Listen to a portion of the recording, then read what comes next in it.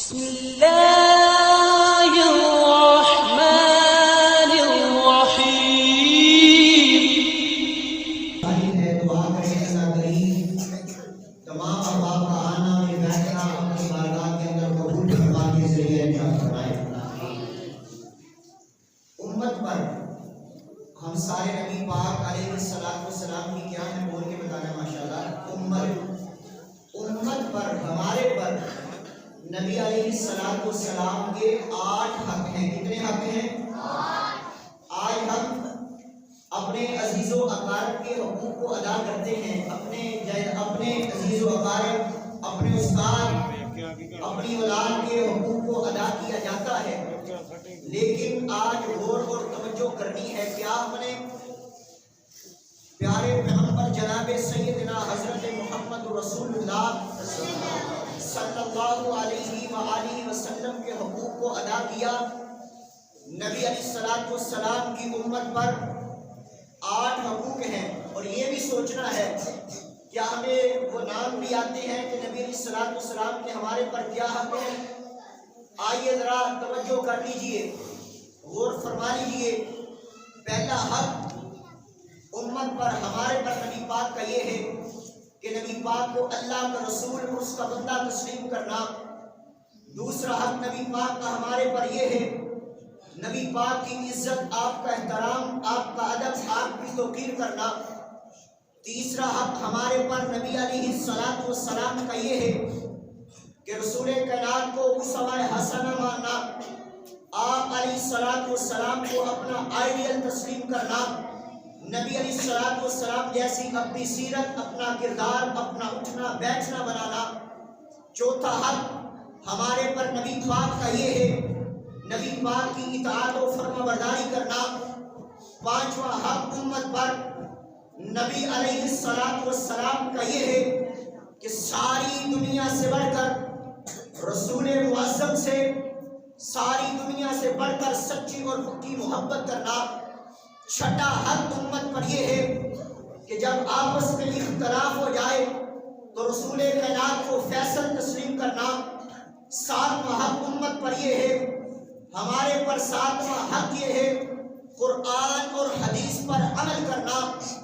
آخری اور 8واں حق یہ ہے کہ نبی علیہ السلام کا جب اسم مبارک آ جائے، آپ کا نام پاک آ جائے، تو جب نام لینے والا رسول معظم کا نام لے تو آپ کا نام سن کر کے کثرت سے درود پاک پڑھنا ہے۔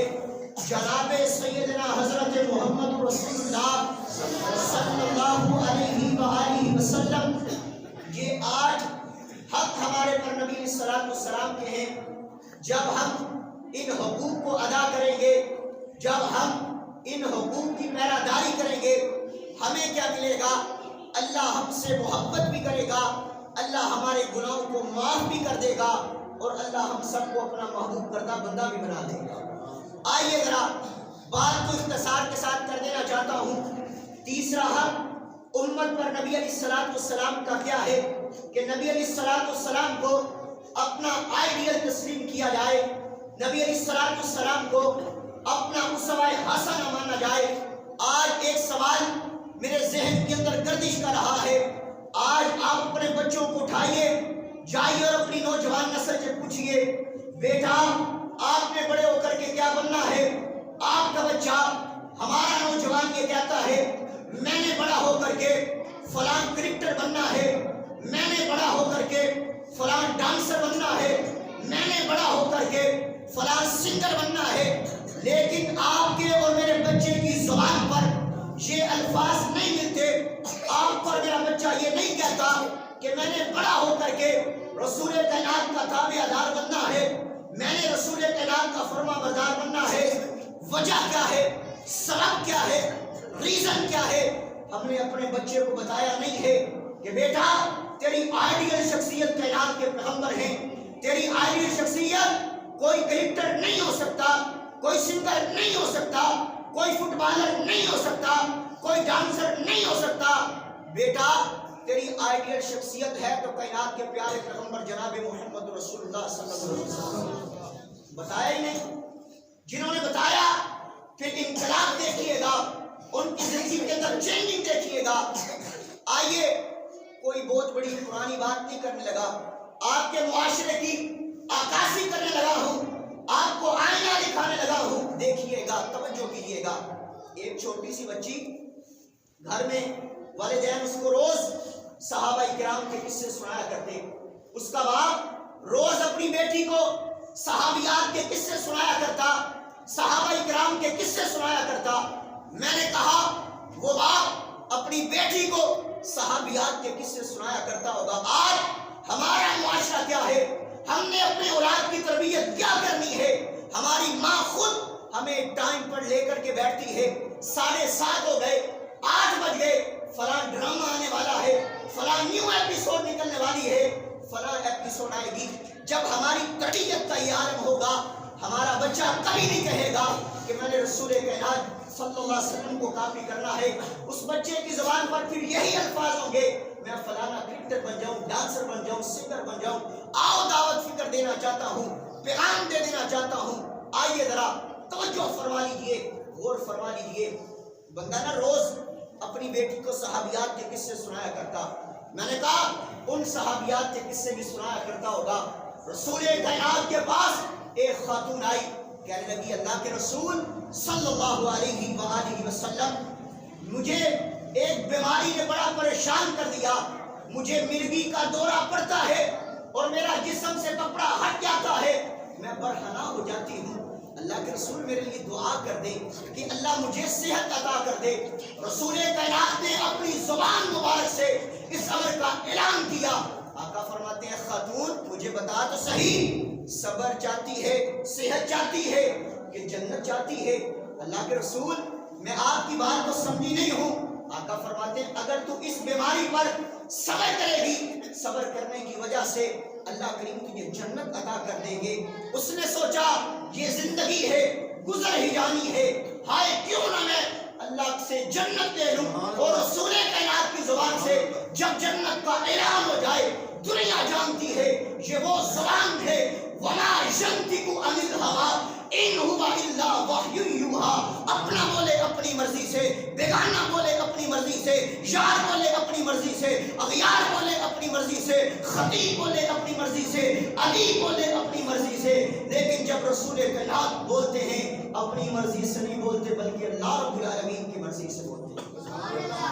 आका जी, ये जिंदगी गुजर जानी है, मेरे लिए दुआ करते हैं, अल्लाह मुझे जन्नत अता कर दे। मेरे आका ने अब हाथ उठाए और जन्नत की दुआ कर दी। आका अलैहिस्सलाम ने जन्नत की दुआ दे करके ये औरत वापस जाने लगती है, एकदम वापस पलटी। अल्लाह के रसूल सल्लल्लाहु अलैहि वसल्लम, जन्नत तो मुझे मिल जाएगी, लेकिन एक बात आप भी मेरी सुन लीजिए। आका जी, जब मुझे मिर्गी का दौरा पड़ता है तो मेरे जिस्म से कपड़ा हट जाता है। अल्लाह के रसूल मेरे लिए एक दुआ कर दें, जब भी मुझे मिर्गी का दौरा पड़े तो अल्लाह करीम मेरे जिस्म से कपड़े को ना हटने दे। सुभान अल्लाह। मुझे याद आई सैयदा फातिमा ज़हरा रज़ियल्लाहु तआला अन्हा, कौन मेरे प्यारे पैगंबर की लख्ते जिगर, मेरे आका की बेटी है। हजरत फातिमा फरमाती है, अली जी जब मेरा जनाजा जाए तो रात के वक्त उठाइएगा। फातिमा, मैं तेरी बात को समझा नहीं, क्या कहना चाहती हो? अली जी, आज तक मोहम्मद की बेटी फातिमा का चेहरा किसी गैर महरम ने नहीं देखा। मैं चाहती हूँ कल मोहम्मद की बेटी का जनाजा जा रहा हो, मोहम्मद की बेटी के कफन पर भी किसी गैर महरम की नजर न पड़ जाए। आओ, जो मैं बात अर्ज कर देना चाहता हूँ, जो समझाना चाहता हूँ, बच्चे को रोज, बाप बेटी को रोज सहाबा किराम के किस्से सुनाया करता, सहाबियात के किस्से सुनाया करता। बेटी थोड़ी सी बड़ी हुई है, 5 या 6 साल की हुई, स्कूल जाने के काबिल हुई है, बच्ची को स्कूल में दाखिल करवाया गया, बच्ची क्लास में बैठी है, मास्टर साहब आए, टीचर आए, प्रोफेसर आए। टीचर आकर के कहते हैं, बेटा आपने क्या बनना है, बेटा आपने क्या बनना है, बेटा आपने क्या बनना है। टीचर ने ऐसे वोटिंग लेना शुरू कर दी।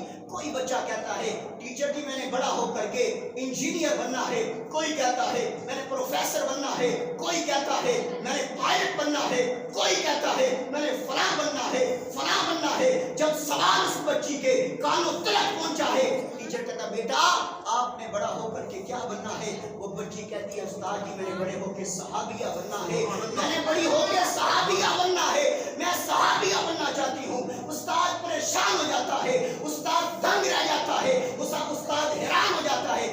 بیٹا اچھا کل آپ نے اپنے باپ کو لے کر کے آنا ہے, کل آپ نے اپنے ابو جی کو لے کر کے آنا ہے. بیٹی گھر میں جاتی ہے, جا کر کہتی ابو جی آپ کو میرے استاد نے بلایا ہے, آپ کو میرے ٹیچر نے بلایا ہے, آپ سے کوئی بات کرنی ہے, آپ سے ملاقات کرنی ہے. جب وہ بچی گھر پہنچی اپنے باپ کو بلا کر کے اسکول میں آئی ہے اور باپ کو استاد کہتا بیٹھیے گا ذرا, ایک آپ سے سوال کرنا چاہتا ہوں. یہ بچی کہتی ہے کہ میں نے صحابیہ بننا ہے. کوئی صحابیہ کی شان عام ہوا کرتی ہے. صحابیہ تو اسے کہتے ہیں جس نے رسول کائنات کا چہرہ پر انوار دیکھا ہو, جس نے آپ سے ملاقات کی ہو, ایمان کی حالت میں ساری زندگی گزاری ہو.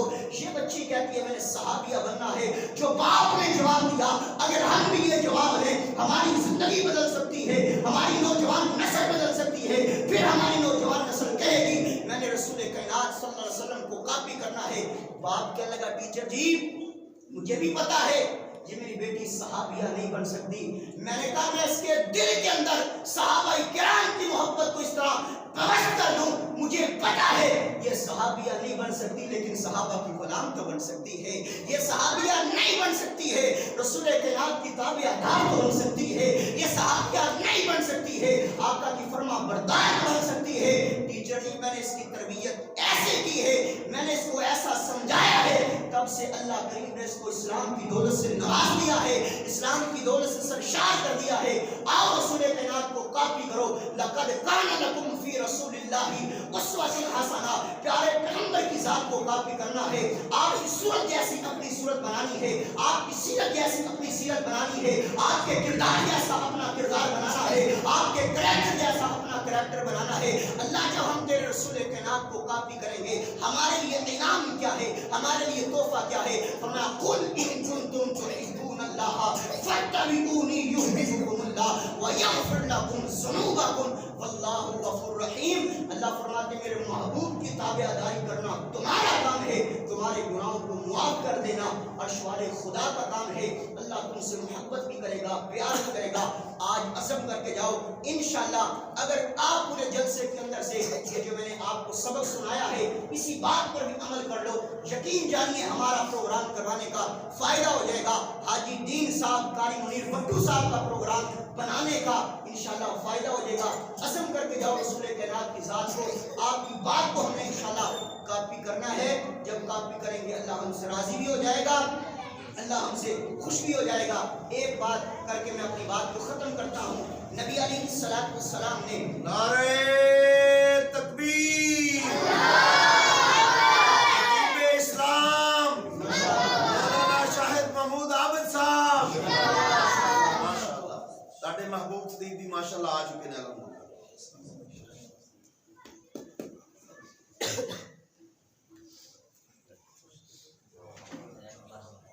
اہلاً و سہلاً مرحبا.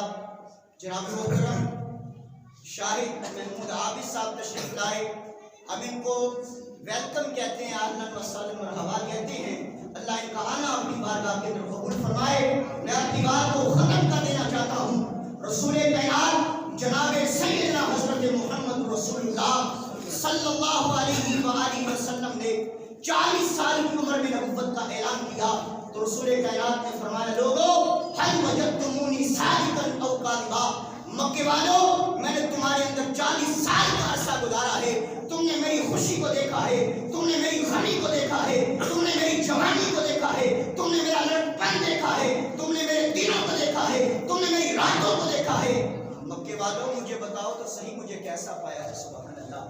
مکے والے کہنے لگے محبوب آپ کو صادق پایا ہے, محبوب آپ کو امین پایا ہے. علماء کی موجودگی کے اندر ایک نقطہ بیان کر دینا چاہتا ہوں. اگر مکے والے یہ بات کہتے محبوب آپ کو صدیق پایا ہے, صدیق کا معنی بھی سچا ہوتا ہے, لیکن مکے والوں نے مبالغے کا صیغہ بولا ہے, کہتے محبوب آپ کو صادق پایا ہے, محبوب آپ سے بڑھ کر کے سچا ہماری آنکھوں نے دوسرا دیکھا ہی نہیں. اب ان کی سیرت کو سنا ہے, اب ان کی شان کو سنا ہے, آج کے بعد یہ عزم کر کے جاؤ. رسول کائنات فرماتے جو شخص مجھے اپنی زبان کو شرم گاہ کی گارنٹی دے دے, میں محمد صلی اللہ علیہ وسلم اس کو جنت کی گارنٹی دے دیتا ہوں. یہ زبان ہی بد اخلاقی کی علامت ہے, اسی زبان سے ہی گالی گلوچ ہے, اسی زبان سے ہی غیبت ہے، اسی زبان سے ہی چغلی ہے۔ آج کے بعد یہ عزم کر کے جاؤ، انشاءاللہ ہم نے اپنی زبان کی حفاظت کرنی ہے نا انشاءاللہ۔ نبی پاک کے پاس صحابہ کرام ہیں، اللہ کے رسول شیطان بڑا تنگ کرتا ہے، اگر آپ ہمیں اجازت دیں کہ ہم شیطان کو گالی دے لیں، رسول کائنات کی بات سنیے گا، آقا نے کیا فرما دے لو؟ نہیں، آقا فرماتے لا تسبوا الشیطان، میں محمد تمہیں شیطان کو بھی گالی دینے کی اجازت نہیں دیتا۔ اب آپ مجھے بتاؤ، جو نبی شیطان کو گالی دینے کی اجازت نہ دے، وہ نبی ایک مسلمان کو دوسرے مسلمان بھائی کو گالی دینے کی اجازت دے گا؟ آج گالی عام ہے، گالی کو گناہ نہیں سمجھا جاتا، حالانکہ گالی دینا فسق ہے۔ لعنت اللہ علی الفاسقین والفاسقین اللہ رب العالمین۔ آج یہ عزم کر کے جائیں، اس کا ارادہ کر کے جائیں، انشاءاللہ ہم نے اس زبان سے خیرات جملے نکالنے ہیں، اچھے جملے نکالنے ہیں، زبان کو غیبت سے پاک کرنا ہے، چغلی سے پاک کرنا ہے، اور ایسی بیماریوں سے پاک کرنا ہے جو آپس میں کی ترقی کرتی ہیں۔ لا يدخلون الجنة آقا فرماتے ہیں جنت میں داخل ہو جاتا ہے جو گیتا نہیں کرتا ہے، لڑائی کرتا ہے، جھگڑا کرتا ہے، زبان کی وجہ سے آؤ اس بات کا عزم کر کے رہا ہے، اس کا قرار کے آؤ، اگر اپنے رسول کائنات صلی اللہ علیہ وسلم کو اپنا آئیڈیل ماننا ہے، تسلیم کیا ہے، انشاءاللہ ہم رسول کائنات کی ایک بات پر عمل کریں گے۔ آج حقوق آپ کے سامنے میں نے رکھے تھے، اس میں سے ابھی ایک بھی بیان نہ ہو سکا، اللہ نے پھر کبھی موقع دیا، لیکن آپ کی یاد دہانی کے لیے ہمارے بچوں کو، نوجوانوں کو پتہ ہونا چاہیے امت پر، ہمارے پر نبی پاک کے 8 حقوق ہیں، کون کون سے ہیں، یاد دہانی کر لیں اور میری بات ختم ہے۔ پہلا حق امت پر نبی علیہ السلام کا یہ ہے کہ نبی پاک کو اللہ کا رسول اور اس کا بندہ تسلیم کرنا۔ دوسرا حق ہمارے پر نبی پاک کا یہ ہے کہ رسول کائنات کی عزت، تعظیم، توقیر، ادب، احترام کرنا۔ تیسرا حق ہمارے پر نبی پاک کا یہ ہے کہ رسول کائنات کو اپنا اسوہ حسنہ، آئیڈیل تسلیم کرنا۔ چوتھا حق ہمارے پر نبی علیہ السلام کا یہ ہے کہ رسول کائنات سے ساری دنیا سے بڑھ کر سچی اور پکی محبت کرنا۔ پانچواں حق ہمارے پر یہ ہے قرآن اور حدیث پر عمل کرنا۔ چھٹا حق ہمارے پر یہ ہے کہ جب آپس میں اختلاف ہو جائے تو رسول کائنات کو فیصل تسلیم کرنا ہے۔ ساتواں حق یہ ہے کہ نبی علیہ السلام پر کثرت کے ساتھ درود پاک پڑھنا ہے۔ اور آٹھواں حق ہمارے پر یہ ہے کہ نبی پاک کی اطاعت گزاری، فرما برداری کریں گے۔ جب ہم پیارے پیغمبر کے حقوق کو ادا کریں گے، آج بیٹا اپنے باپ کے حقوق کو تو ادا کرتا ہے، باپ اولاد کے حقوق کو تو ادا کرتا ہے، لیکن شاید جو نبی ہمارے لیے کہتا رہا رب امتی رب امتی، اللہ میری امت کو بچا لینا، یہ امت اپنے آقا کے حقوق کو بھول چکی ہے۔ اللہ ہمیں یاد کرنے کی، اس کو اپنانے کی، ادا کرنے کی توفیق عطا فرمائے۔ جب ادا کریں گے ملے گا کیا؟ اللہ فرماتے میرے بندے تیرے سے محبت بھی کروں گا، تیرے گناہوں کو معاف کر دوں گا۔ وآخر دعوانا